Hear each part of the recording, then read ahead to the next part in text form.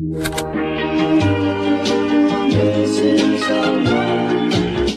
pagi. Perkenalkan, nama saya Novita Silamentoe dengan NIM 19050766012, mahasiswa Pendidikan Bahasa Indonesia kelas A angkatan 2019 Universitas Mula Warman. Pada kesempatan kali ini saya akan mereview mata kuliah apresiasi prosa mengenai materi cerita pendek, fiksi mini, cerita bersambung, dan cerita anak. Nah, langsung saja ke materi yang pertama, yaitu mengenai cerita pendek. Cerpen atau cerita pendek merupakan suatu bentuk prosa naratif fiktif. Cerpen ini bentuknya cenderung lebih padat dan langsung kepada tujuannya. Jadi tidak begitu panjang seperti karya-karya fiktif yang lain seperti novel dan novela. Selanjutnya ada ciri-ciri cerpen. Yang pertama, alurnya lebih sederhana. Yang kedua, tokohnya lebih sedikit. Yang ketiga, latarnya terbatas. Dan yang keempat, terdiri atas 3-10 halaman. Yang kelima, hanya dibaca sekali duduk. Maksudnya adalah cerpen ini dibaca sekejap saja seperti itu, jadi tidak terlalu lama. Kemudian hanya ada satu plot atau satu alur. Kemudian watak tokohnya dijelaskan secara singkat. Dan yang terakhir, banyaknya tokoh terbatas. Seperti yang tadi saya sebutkan sebelumnya, tokohnya hanya sedikit, jadi terbatas seperti itu. Selanjutnya ada unsur cerpen. Unsur cerpen dibagi menjadi dua. Yang pertama unsur intrinsik dan yang kedua unsur ekstrinsik. Unsur intrinsik terdiri dari yang pertama tema, yaitu titik tolak pengarang dalam menentukan cerita. Kemudian yang kedua ada alur atau plot. Alur atau plot ini berupa rangkaian peristiwa, bisa terdiri dari alur maju, alur mundur, atau alur campuran.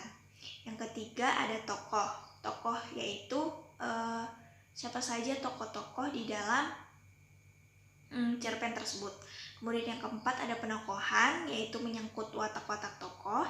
Kemudian yang kelima ada sudut pandang. Sudut pandang ini berupa cara pandang pengarang, seperti cara pandang orang kedua, orang ketiga, dan seterusnya. Kemudian ada latar juga. Latar itu berupa latar tempat, latar suasana, dan latar waktu. Kemudian yang terakhir ada amanat. Amanat yaitu pesan yang ingin disampaikan oleh pengarang. Setelah itu, unsur lainnya yaitu unsur ekstrinsik, yaitu latar belakang kehidupan pengarang yang dapat meliputi tingkat pendidikan, profesi, kemudian latar sosial atau status sosial seperti itu. Kemudian ada kondisi zaman pada saat karya sastra tersebut dibuat. Jadi mempengaruhi karya sastra dibuat ketika zaman tersebut, misalnya ada perang atau seperti apa, itu mempengaruhi karya sastra tersebut. Kemudian yang terakhir ada fungsi dari cerpen. Ada 5 fungsi cerpen. Yang pertama, fungsi rekreatif. Fungsi rekreatif ini sebagai penghibur. Kemudian fungsi estetis. Fungsi estetis ini menyangkut fungsi keindahan. Kemudian yang ketiga, fungsi didaktif, yaitu fungsi pembelajaran atau pendidikan, atau biasanya kita kenal dengan fungsi edukatif. Yang keempat, ada fungsi moralitas.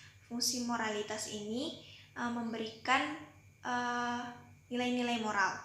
Kemudian yang terakhir ada fungsi religiusitas, yaitu fungsi yang memberikan pembelajaran religius. Materi yang kedua ada fiksi mini. Secara harafiah, fiksi mini merupakan cerita rekaan atau hayalan yang berukuran kecil, sedikit, dan pendek.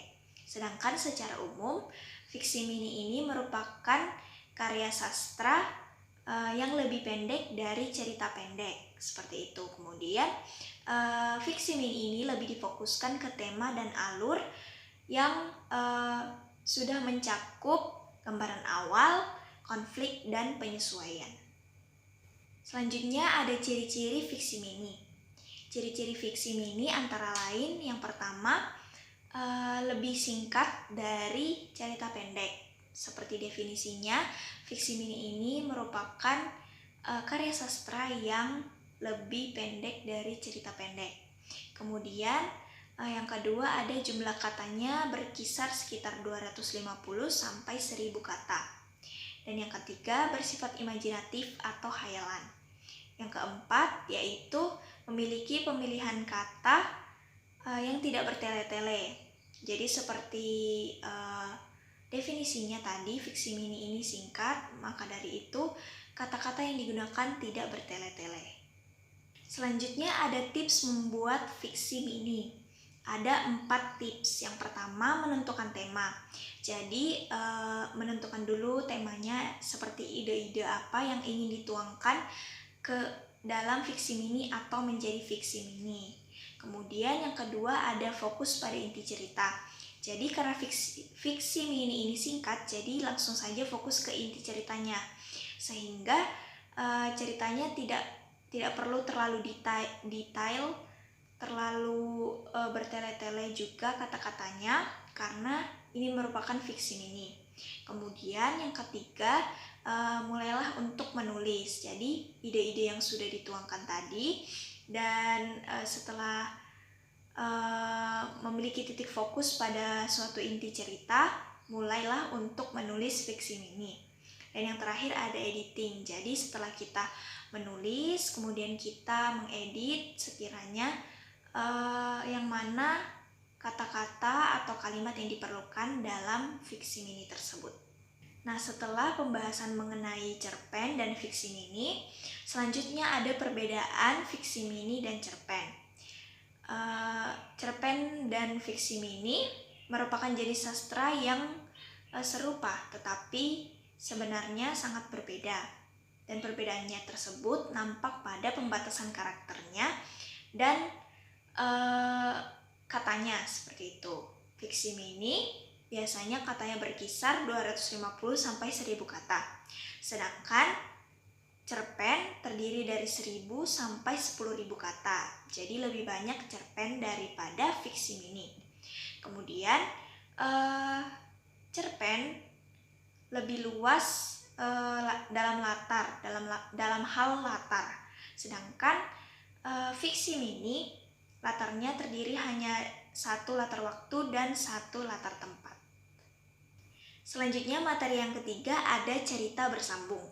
Menurut Panuti Suciman, cerita bersambung adalah cerita rekaan yang dimuat sebagian demi sebagian secara beruntut di dalam surat kabar atau majalah yang berisi tegangan-tegangan yang seakan-akan tidak ada habisnya untuk memenggal cerita. Maka dari itu cerita ini disebut cerita bersambung karena akan bersambung pada penggalan berikutnya, seperti itu. Selanjutnya mengenai cerita bersambung terdapat pendekatan struktural.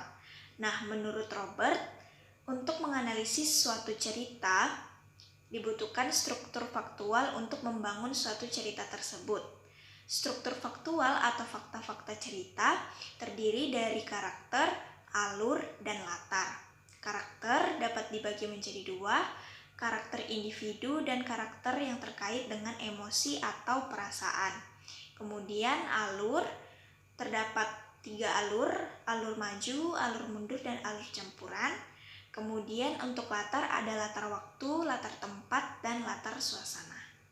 Selanjutnya mengenai pendekatan struktural setelah membahas tentang fakta-fakta cerita, yang kedua ada tema. Tema merupakan aspek cerita yang sejajar dengan makna dan merupakan gagasan utama atau maksud utama secara fleksibel yang tergantung pada konteks yang ada. Di dalam pembahasan tema juga ada gaya dan ton. Gaya dan ton ini cara pengarang menggunakan bahasa, kemudian ada juga sudut pandang yaitu cara pandang pengarang, dan yang terakhir ada judul. Selanjutnya di pendekatan struktural ada simbolisme. Simbol berwujud detail-detail konkret dan faktual dan memiliki kemampuan untuk memunculkan gagasan serta emosi dalam pikiran pembaca. Dengan ini pengarang membuat maknanya menjadi nampak. Jadi simbolisme ini berfungsi untuk menampakkan makna pada pembaca. Kemudian ironi. Yang terakhir adalah ironi di pendekatan struktural. Ironi dimaksudkan sebagai cara untuk menunjukkan bahwa sesuatu berlawanan dengan apa yang telah diduga sebelumnya. Jadi, antara kenyataan dengan hal yang telah diduga sebelumnya itu berlawanan. Nah, ironi ini hampir terdapat di semua cerita, namun lebih sering di cerita yang dikategorikan bagus. Yang terakhir atau yang keempat ada materi tentang cerita anak. Cerita anak merupakan salah satu karya sastra anak.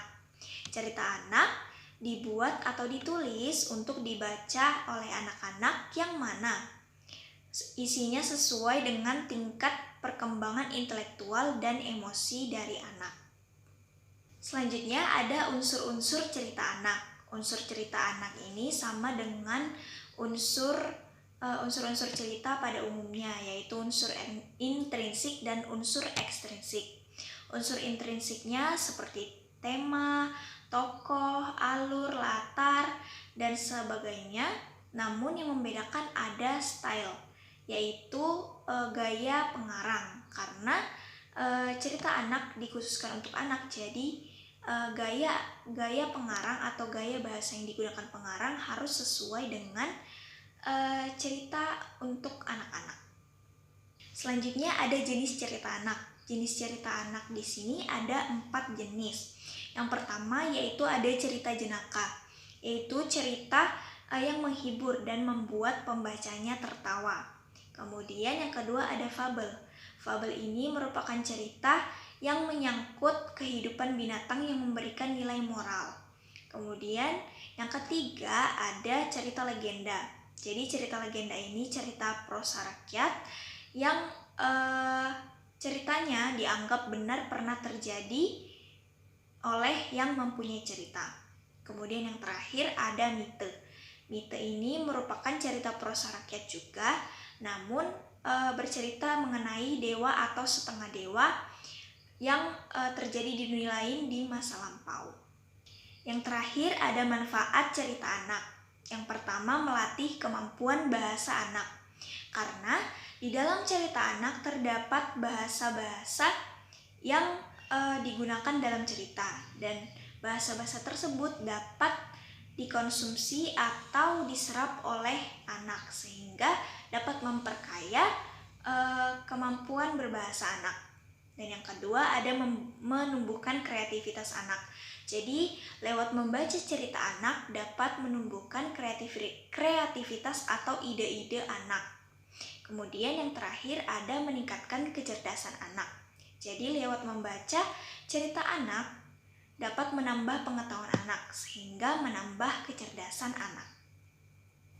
Ya, itu saja yang dapat saya sampaikan mengenai cerita pendek, fiksi mini, cerita bersambung, dan cerita anak pada kesempatan kali ini. Sekian dari saya ucapkan terima kasih kepada teman-teman yang telah menyimak, dan sampai jumpa.